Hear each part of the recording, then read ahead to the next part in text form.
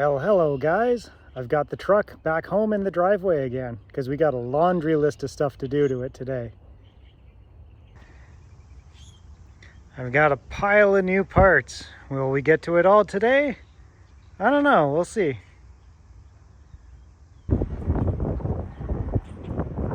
I've changed up my pack out arrangement a little bit. I'm trying to do one stack of the most vital tools and everything else is still in the garage. But let's tackle the first job in here.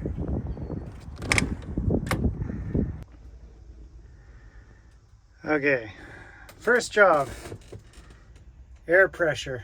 It's almost to the minimum. Just another couple presses and it'll go down.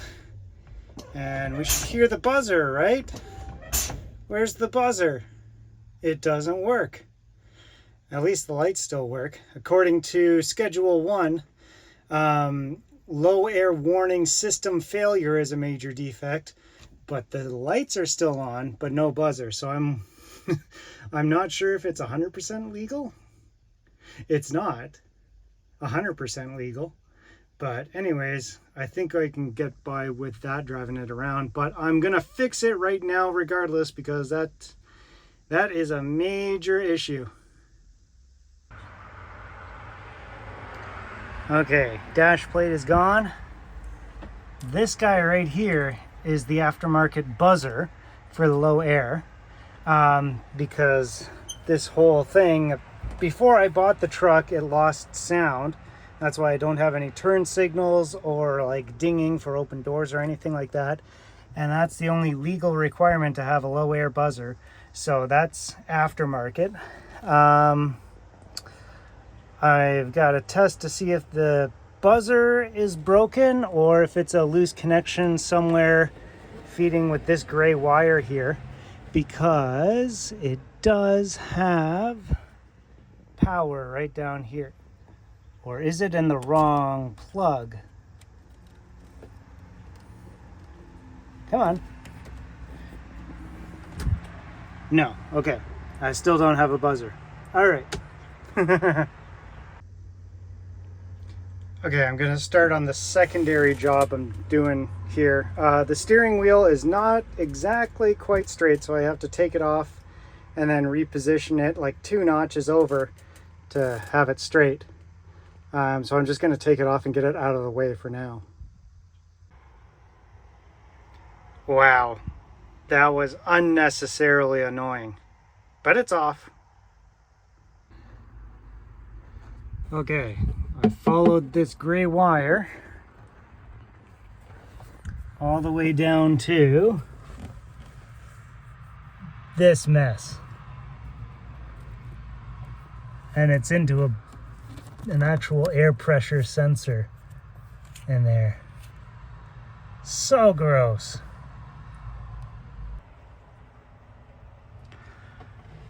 So at least it's a pretty simple circuit. Power from the red line goes up, and yes, I did check that fuse. The power goes out, down the gray line, into the sensor. When it reaches the low air, it completes the circuit, back to the white wire, and the other one's a ground, so that starts dinging. So if we apply 12 volt power to here, we should be able to tell if this is broken or if that is broken. And as much as I love my old buzzer, I have a replacement for this. I have no idea what it sounds like, but this I can fix today. That I would need to get more parts for. So let's find out.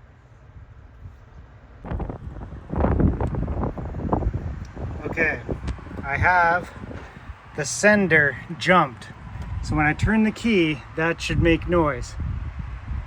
Or I'm hoping it doesn't make noise, because if so, I need to replace the sensor, which I don't have. So hopefully it doesn't make noise. Oh, okay, I think it's the buzzer.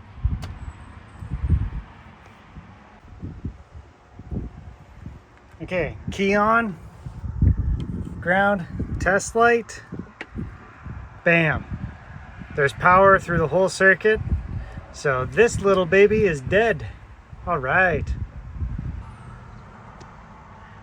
So I asked my kind of local parts store, A&M, if they had a buzzer. They came out with this unit.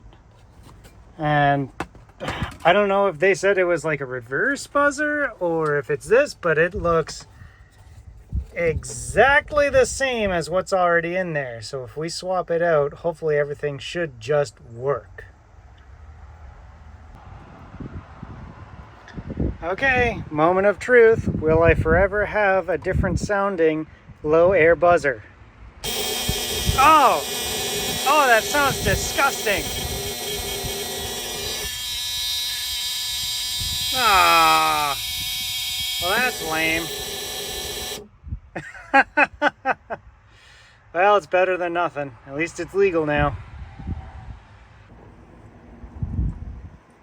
Okay, while everything's apart, let's do another simple job.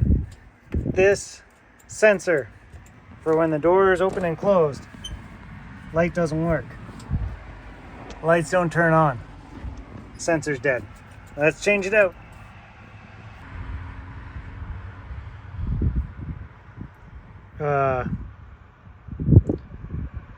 This was supposed to be an easy job, not a broken switch job. The one plug is broken off on this end, and I don't have a replacement. Ah!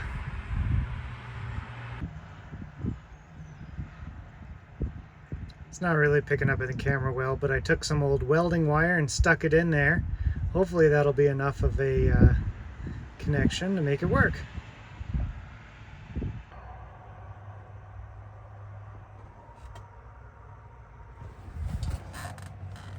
We have lights. It works.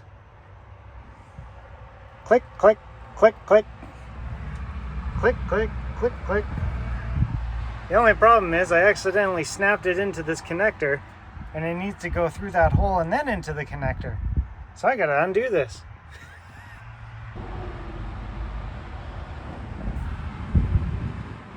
There we go. Boing, boing, boing, boing, boing, boing.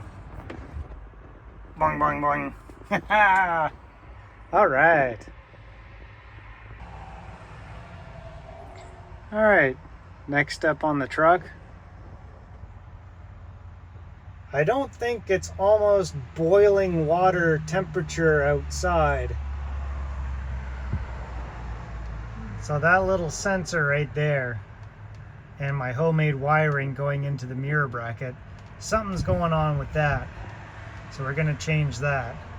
But at the same time, I'm going to replace the mirrors and the heat going to the mirrors, and also the CB antenna. Because if you look, it's held on with zip ties. The whole thing's stripped out. I don't get very good CB reception anymore. And yeah, also that mirror it broke on my one trip to Thessalon, and that's a temporary one with no heat. So we're gonna change that side out too, along with the CB. So let's rip into that now.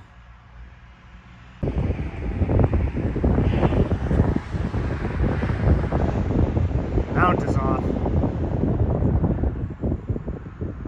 I should have bought a couple new air filters, knowing that I was going to do this job. They're not super visible in the light. Yeah, I can't do it one-handed, but I could use a replacement.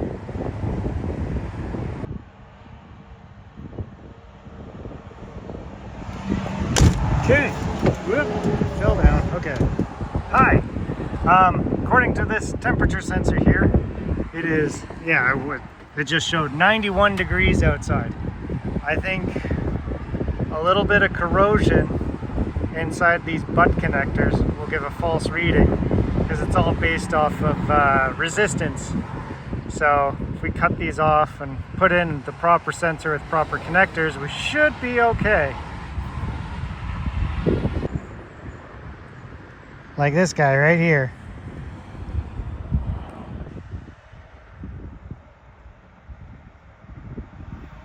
Proper sensor. Proper temperature. Nice. Okay, so I'm putting in the new mirrors. I don't have a new one for the stack mirror, unfortunately, but that can be changed out very easy enough. But the back of this mirror, the bracket, doesn't quite reach to the top of the mirror. As you see, my old set, they had the mount right up at the top, and so I could put the bracket up here and in, and it would clear right there, so the mirror would be mounted flush against right here and just sit right there. So when the wind and rain come up and hit the mirror, it doesn't go up and then spatter into this mirror, because that's what I'm having issues with over there, with that mirror overlapping the big mirror. Just that little bit sprays a bunch of water and crap and wind, and when it rains the mirrors just get completely coated. So I need to figure out a way to drop this mirror down about an inch or so. Okay, it's barn work time. So this is my plan for the mirror. We're gonna build a bracket. I'm gonna use this angle iron here because I've had issues with these mounts for the mirror being kind of weak and just jiggling all about, and then I can't see what's going on in the mirror. And there's actually mosquitoes. Oh my God, there's mosquitoes everywhere in this barn. Yeah, itchy. Okay, anyways, yeah, we'll cut that down and then we can probably just mount it up like that and it should be good. There we go. Overkill?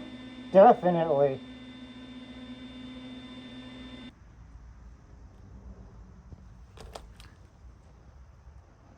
I drilled a hole in the bottom to put the mirror in, and unfortunately the only paint I have is black. So while we're waiting for the bracket paint to dry, let's take a look at these CB antennas. You can see the whole thing's stripped out. This collar is just kind of loose, and everything's held on with a zip tie. Let's take it all apart.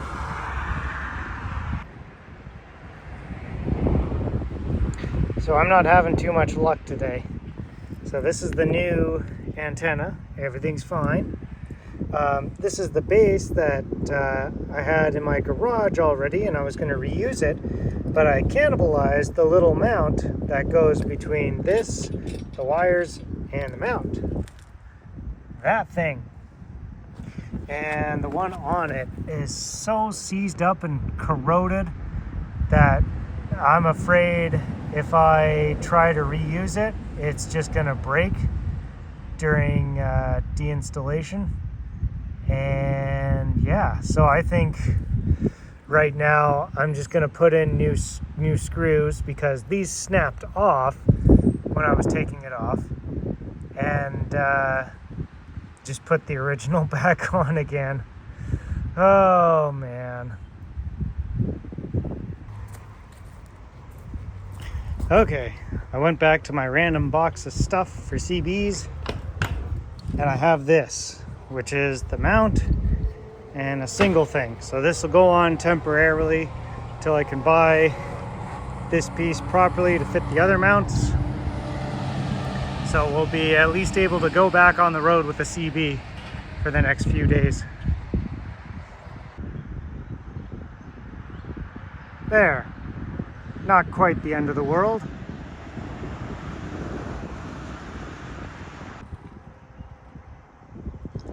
All right. So we have the mirror heat power cable ready to fish through the wires. The reason I want to do this one first before continuing on with the CB is because I have to fish that wire through, but I need a piece of string or something to tie onto the end of that, pull it through, and then put the new one on and pull it back through again. So I'm going to reuse this after using it for this job.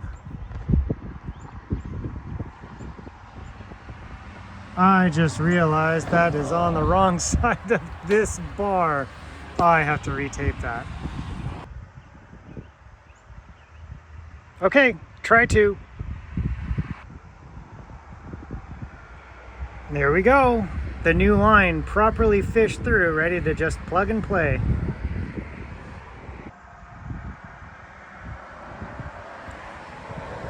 Yeah, this whole CB line just disintegrated. And there's a nice split in the line there too. Cool. Let's change it. There we go. Okay. That mess has been kind of plumbed in. Now we gotta start on the other side. Oh boy, we're running out of daylight soon. Okay, I'm on the passenger side in the glove box, looking in here. So the lines from the mirror come out through this tube right here. And I'm looking at the lines for the CB, being like, why does it run a single line way up there? And then I realize the same thing's going on over there, and the 2 lines are going up the pillars to the box on each side. And I need to start at the box and feed them through each pillar one at a time, and then outside to the mirrors. So I need to redo that side. Oh man.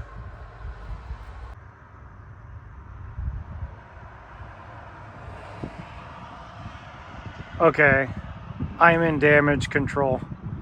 I'm gonna run the CB wires and put everything back together. I'm not gonna get to replacing those mirrors. I'm not gonna even get to put the bracket on this mirror. I just gotta throw everything back together and get it back on the road because I gotta leave super early tomorrow morning and I am running out of time. All right. Motorcycle. Okay. The CB has been wired up all the way along. Now I just got to tidy everything up and get ready for tomorrow. Holy crap.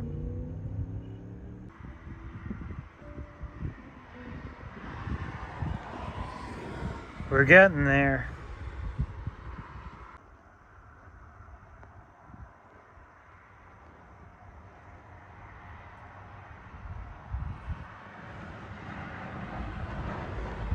She's back together again. Only got a quarter of the stuff that I wanted to get done, but we'll get to it next time, I guess.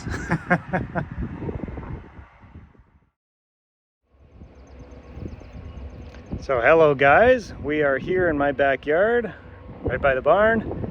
We got some more work to do on the truck here. First things first, we're gonna do this speed sensor because I'm sick of not having a working speedometer all the time.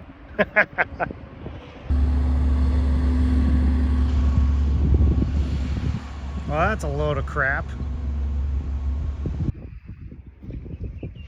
Okay, hopefully I have all the tools I might need while crawling in underneath the truck here. But that's what we're looking at. Somewhere in there. No, I can't get my hand up here. Oh, come on. Show something. There we go. That's the old sensor. Wait, I have a light on my head. What am I doing? Bam. That's the old sensor. Pull it out and put a new one in. Hopefully it won't break. We'll see.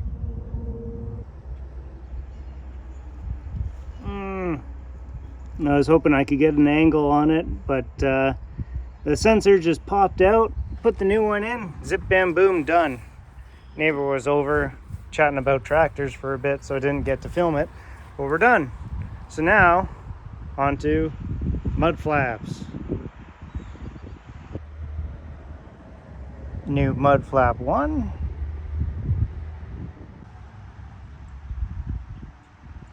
Okay, So the original design of this is actually for this to sit inside the lip on the other side.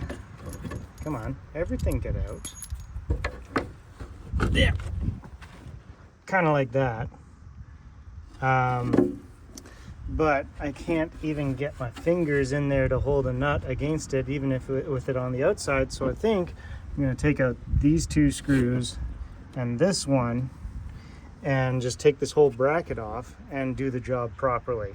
It's going to be more work and I'll have to replace those bolts now, but it'll look better in the long run.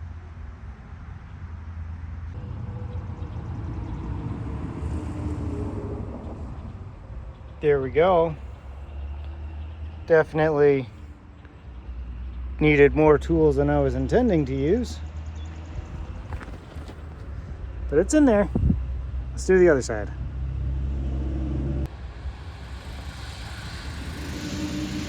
There we go. Number 2, all done. Okay, there's a few more jobs I wanted to tackle today. These mud flaps going at the back. I have another mirror, another mirror, another mirror, some CB stuff to put in. Oh, and floor mats. It's all easy stuff. It's just I don't think I'm gonna have time for everything today again.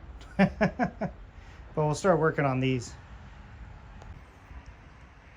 So the thing with the back fenders is that it's dirty now, but I want the chrome to extend along the bottom there, covering the mud flaps. So I have this spare fender that was in an incident with a strap getting wound up underneath the drives. But this side's still good, so I'm thinking I'm gonna cut strips out of this side and they can go on the back of the fender over there and kind of tie in the mud flaps. We'll see if it works out though.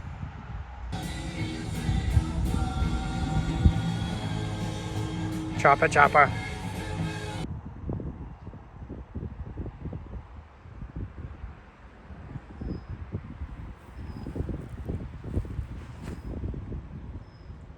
I don't know. I don't think eyeballing the grinder on the ground there is the greatest way to get this cut in a nice straight line. I might give up on this idea and just tuck them in underneath the fenders or something. I'll see what I can do.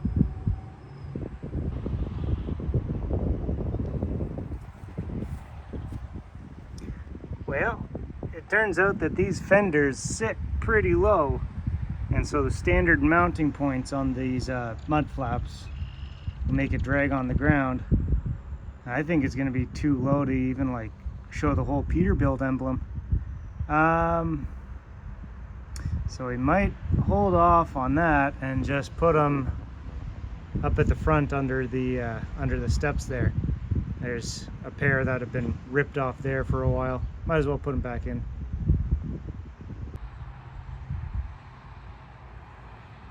Well, doesn't that just look better?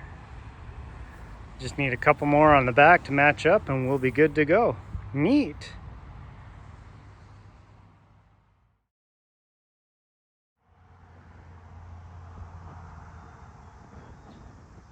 Well, ain't she a clean unit right now? Needs polishing for sure. But she's going away for a couple days. I'll show you why.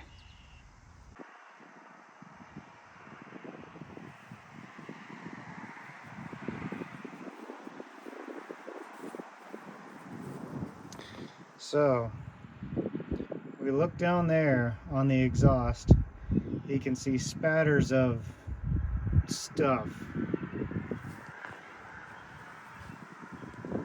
And all down the block, and it's leaking oil. And it's all coming from right there, the spacer plate. Now if it's oil, I'm not super concerned, but it's pushing coolant out as well. You can actually see some of the residue of dried coolant coming down the transmission there. Oh, can you still see some of the red? Yeah.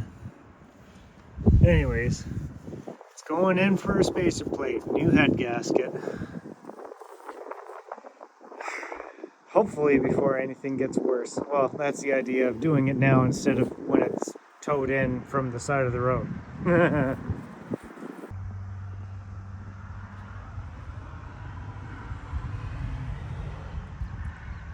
I did just get it back from the Streak and Beacon for a truck wash. It looks like they sprayed a little bit of it over, but especially at the back of the block where they're not cleaning it, you can see how much oil is pushing through there. So this is gonna go away for a few days. We'll leave the Moffett and trailers here and get some work done. The side boxes, after 2 years, they're finally gonna be mounted. All right, I'm on the Moffett, trying to take it off the trailer, but the diff lock's not working.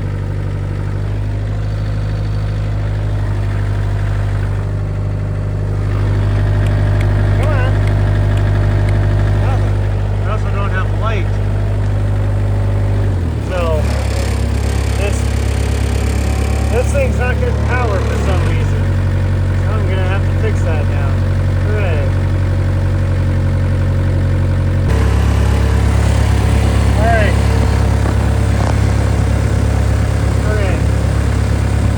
Temperature gauge still works. We just don't have any lights. No lights or a diff lock. So that's where we're at. Okay. Alright. It's a new day. Truck is still gone. We actually got an update about the truck. Everything's fine. Head gasket leaked a bit, but we're getting a new head put on because the valve seals, I believe that's what it was, are worn out. And it's a week turnaround time for a rebuild the head or just slap a new head on. So it's getting a new head because I have work backed up already. Are you working? Oh no, the lights are working now. Everything's working again. So today we're gonna pull this panel off, see if we can jiggle around some wires and find where the bad connection for these two things are. I'm thinking it's somewhere behind here because these are two separate systems, but they both lose power at the same point. So it's probably the power feeding into this that's giving us the issues.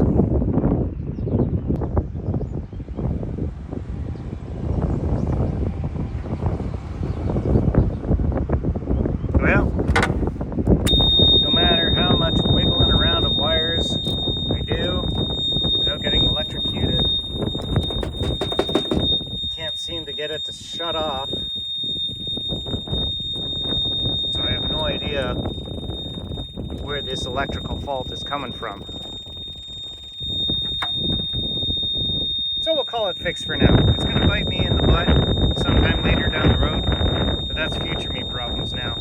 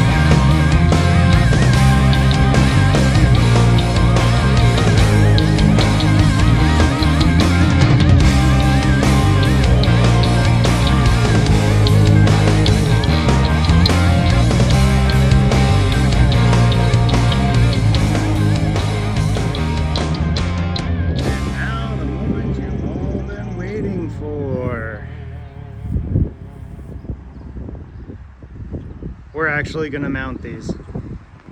Everything's all plumb, 90 degrees, exactly 1 inch away from the rub rail there, or I guess this thing. Yeah, all we need to do is drill the pre-drilled holes into the frame, mount it up, throw the side box in. Finally. I'm kind of getting rained out here, but it's mounted. Beautiful. A few moments of pain and hearing loss later, we got her done. Look at that. Now I can put all my straps in there. It's easy access, one hand up, or one hand down, one hand up, and it'll fit 10, 20 straps all together. Yes.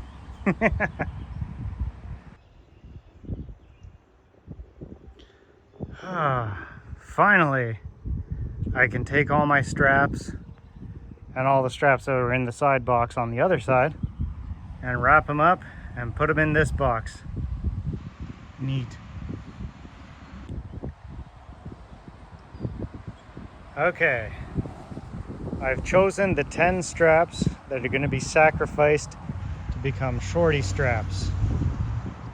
I use the short straps, like the 3 in the middle there, for the lower loads, and so I have 10 shorties and then 10 full-length straps in the side box, and I'll do the same at the back whenever I get around to doing that. So we'll cut these to length and then wrap everything up and put it in the box. Cool.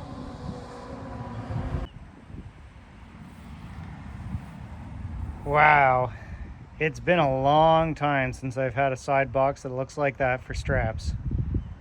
I like this way of doing it. It's nice for me. Doesn't work for everyone, but it works well for me.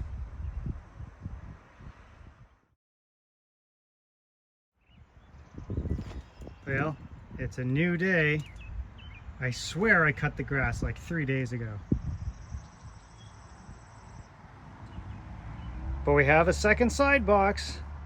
This one took a little bit more effort because I had to reposition the turn signal, but can't see it. Yeah, we have 2 side boxes now. All right. Beautiful.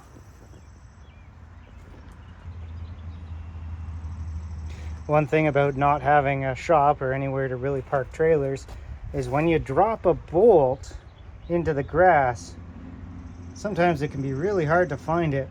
So I actually had to bring out the weed eater and cut a little patch in order to find the bolt that was buried in the grass. But we did it. So now I just got to clean it up and then put some straps in and we'll be good to go. Cool.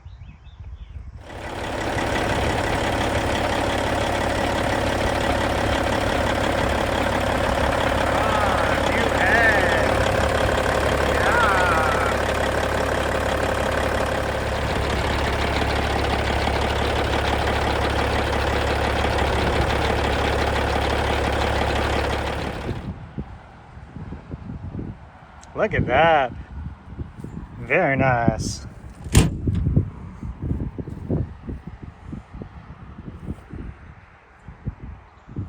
And the truck's home too.